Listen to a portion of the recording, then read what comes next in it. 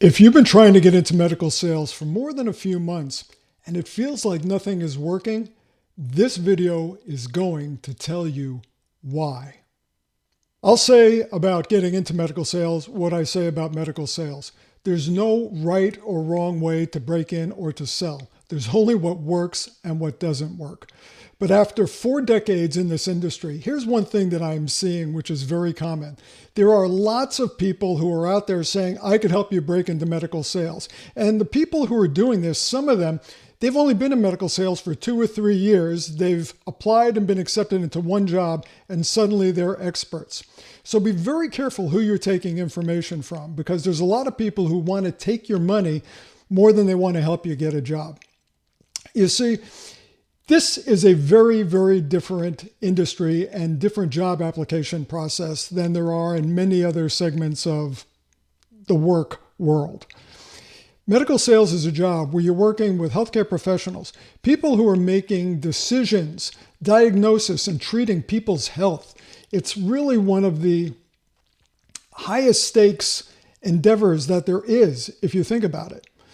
That's what they do. So every decision they make, even a buying decision, has to be based not only in trust, but also in solid science. And when something's working, as it is in most situations, the average doctor or other healthcare professional is going to stay with whatever they're doing. They're going to keep using a product if that product is working for them.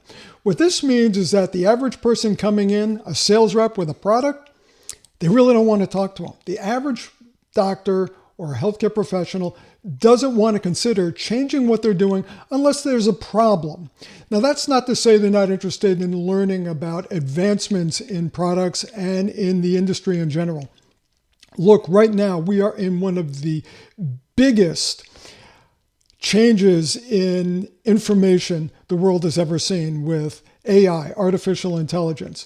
So there may be a lot of curiosity about that. And sure, a healthcare professional wants to see what's new.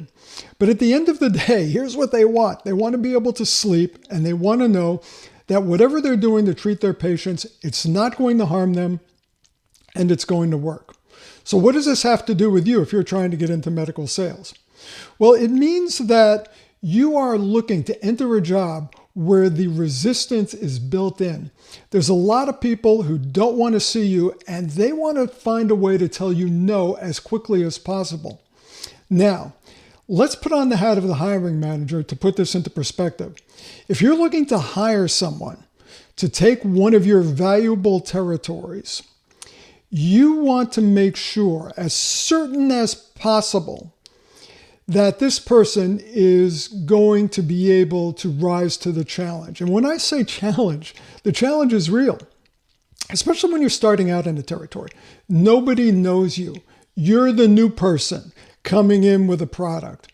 And maybe they remember the old rep and they like the old rep, or maybe they never let that rep in the door. That's not the point. The point is you're starting from scratch, and you have to be able to persevere and break through the roadblocks that all of these new prospects and customers are going to throw in front of you. And if you're new and you really haven't gotten into this, there's a lot of them. There used to be 1 or 2 people who try to block you from getting in. Now there are committees. I mean, there are a slew of people where if they could keep you out, they're going to do that, because ideally they want to stay with what works. That's not to say they don't have problems that they're looking to solve. But you're the person who has to come in and convince them, number one, that there is a problem that can be improved, and number 2, that you're the person to do it. So back to the hiring manager. You've been applying, you've been waiting, you've been following up, nothing is happening. I want you to understand that this isn't your background, it's not bad luck. There's a specific reason why you haven't heard back, and why most candidates never get in. The good news is it's fixable. So here's the real problem. The job board strategy, it makes you ignorable before anyone even reads your name. Why is that? Well, you're one of hundreds of identical looking applicants who are applying for the same job.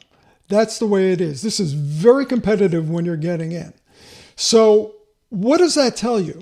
If you're competing against hundreds of people, means you have to stand out. You can't be just one of the crowd.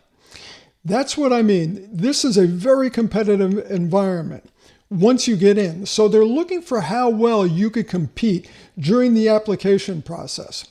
But it's built a little differently, especially at the beginning. You see, there are HR filters.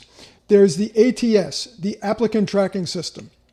And then there are recruiter incentives, and there's all kinds of automated screening that's working against you. You see, the system was not designed to help you stand out. It was designed to narrow the field as fast as possible. So if you keep doing the same thing, expecting a different result, you're going to have a very, very long wait. Here's what the typical candidate does. They'll wait until they're more ready. They'll submit some resumes, and then they'll see what happens. And if they're not getting any traction, they'll try to bone up. They'll maybe take more training, read more books, and figure that, or they'll get a certification. Sure, if I'm certified, then maybe that'll help me get in. And it might, but there are some other things that matter. The biggest problem is that if you're not getting called back, you're ignorable. That's the problem. What's the solution? The solution is to become unignorable. You see, the candidates who treat the job like a sales process, because it is, they're the ones who get noticed.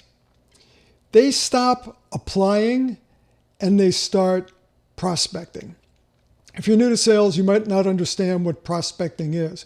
Prospecting is when you start identifying those candidates in your territory who could use your product, who would benefit from using your product, whose patients would benefit from using your product. You have to identify them first. So what you're doing is you're prospecting a little bit in reverse. You are putting yourself up to show the hiring managers that you're someone who has what it takes. You want them to see that. And you really want to interview them as much as they're interviewing you. So there's a couple of different ways of doing this. You know about job boards. You know about recruiters. One of the most effective ways to really show that you have what it works, and it's not the only way, and by the way, I do not espouse just doing one thing and not doing anything else. I espouse taking a multi-layered approach because you don't know which one's going to work. But here's one that's been incredibly effective. Again, I want you to understand that I've been in this industry for over 40 years. Yeah, I'm not a youngster, as they say. But I've seen a lot. And for the last 20 years, I've been consulting, training, speaking at events, and I've also been helping companies to do hiring. And one of the things you learn about when you're helping companies do hiring is you get a feel for which candidates have what it takes. And it's those who take a sales approach with you, with the entire process from the beginning. They don't treat it like a job. They treat it like a sales call. Because ultimately that's what it is. When you are trying to get hired, think of it as an audition. Because that's what you're doing. You're auditioning for a part. You're auditioning for a role. So if you take a direct approach, okay? What is a direct approach? The direct approach is where you identify the person who's doing the hiring or the people who are doing the hiring, or you identify some people who could lead you to the people who do the hiring. And here's something to realize. It's not limited to companies where there is an open role. You could do this with every medical device company or distributor that sells products in your area or wherever you want to live if you're focusing on a particular geographic area. The direct approach means you identify someone who could hire you or lead you to someone who can hire you, and you reach out to that person and you have a conversation with them. Now, what is the basis of that conversation? The basis of that conversation is that you are a medical sales professional or an aspiring medical sales professional, and you want to find out what it is they're looking for. And if they don't have an open territory right now, and most of them probably won't if you're doing the outreach, you want to find out what it is they're looking for. And then you want to position yourself as the ideal person for when a territory will open up. And a territory might open up. Or even if a territory isn't open up, they might be looking for an assistant sales representative to work with one of their other current salespeople. And this is a great way for you to break in the door. Or maybe they're looking for someone to help them work in the office or the warehouse, planning and distributing products, making deliveries. You see, you want to show that you're different than the typical candidate who's waiting for a job to open up, submits an application, and then waits for someone to call them. You are the one who's running to the fire. You are the one who's going to create your own opportunities. This is what makes the difference. Now, again, it's not the only way, but most people applying leave out the direct approach. And in the 20 years that I've been consulting, I've helped countless people get in doing it exactly this way. And the way I started doing it this way is because the typical person who would get in touch with me and ask for help, they didn't have any medical sales experience. If you're going through recruiters, if you're going through job boards, they're looking for people with experience primarily. Now, not exclusively, but let's think about it. Let's look at the recruiter. When you go through a recruiter, how is a recruiter paid? Are they paid by you? Are you paying the recruiter to help you get a job? No. So who's paying them? A client. And the client is paying them not to bring in someone with no experience that they're going to have to teach everything to. The client's paying them to select someone who's going to be a medical sales professional who is going to succeed. And when I say succeed, I mean succeed for a period of time. You see, here's what happens. When a company hires someone, hires a new rep, they invest money into training them. They give them a territory, and it's going to take them some time to really develop a presence in that territory and to develop trust. So this isn't a fast process. If they hire someone who doesn't work out and they have to replace them, or if that person gets frustrated and leaves, that's very expensive. They've lost money. And that's not the way to hire. So when you go to a recruiter to hire someone for you, it is that recruiter's job to get the best candidate with the highest likelihood of succeeding. That recruiter is not going to look primarily for someone with no experience. They're going to be looking for someone with experience first. So that makes people with no medical sales experience kind of on the outside. They have a chance, but they're not the best candidates in the eyes of the recruiter or the companies that hired a recruiter. So for these people, I suggested, and I suggest to you, if you're in this category, your best chance of becoming unignorable, of becoming noticed, this happens with the direct approach because you're reaching out, you're making a sales call, and the product you're selling, it's you. You're the product. And you're going to conduct the process the same way you would conducting the sale. That's what gets attention.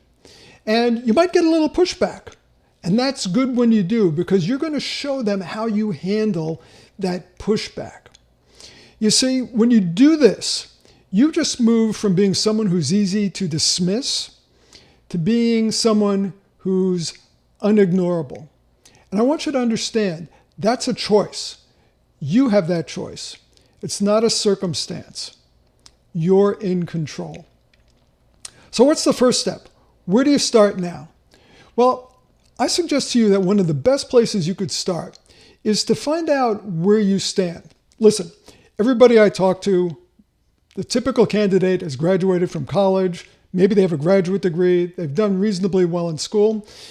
They might have come from the military, where they're very structured, they've succeeded, they've done well. People coming from the military make excellent candidates because they have great work habits, they're very organized, and they have the mindset of wanting to win. Those who've played team sports, the same thing.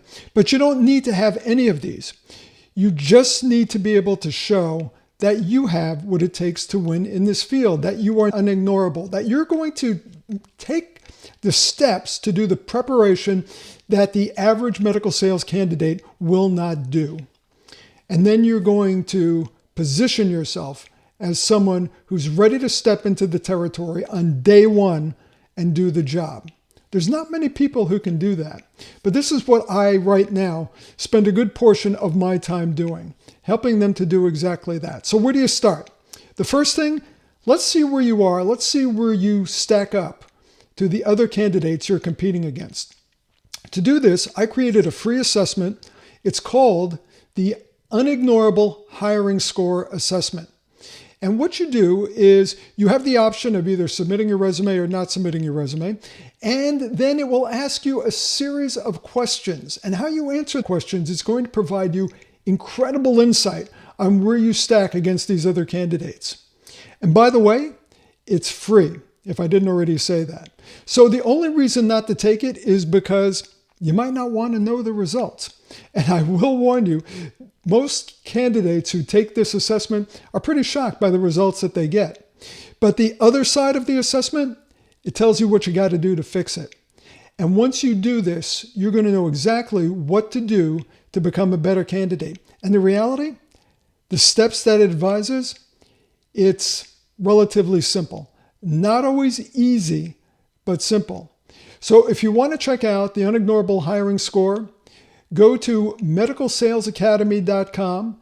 And when you get to that site, you click on the box that says you are a candidate, you're looking to break into medical sales, and you will see several buttons on that page, which will take you to the free Unignorable Hiring Score. I will also put a link to it in the comments below this video. So that's it. If you're not getting any traction, if you're not getting reactions, there's a reason why. And the reason, right now, you're easy to ignore. The system's not designed to give you a chance to rise to the top. You're going to have to do that. And the best way to do that is to take the steps I'm talking about for you to become unignorable. I'm Mace Haroff. Thanks for listening to this podcast or watching this on the Medical Sales Channel. And I hope to see you again in the near future, where every week I will be posting information about how to break in and how to succeed in medical sales. Talk to you again soon.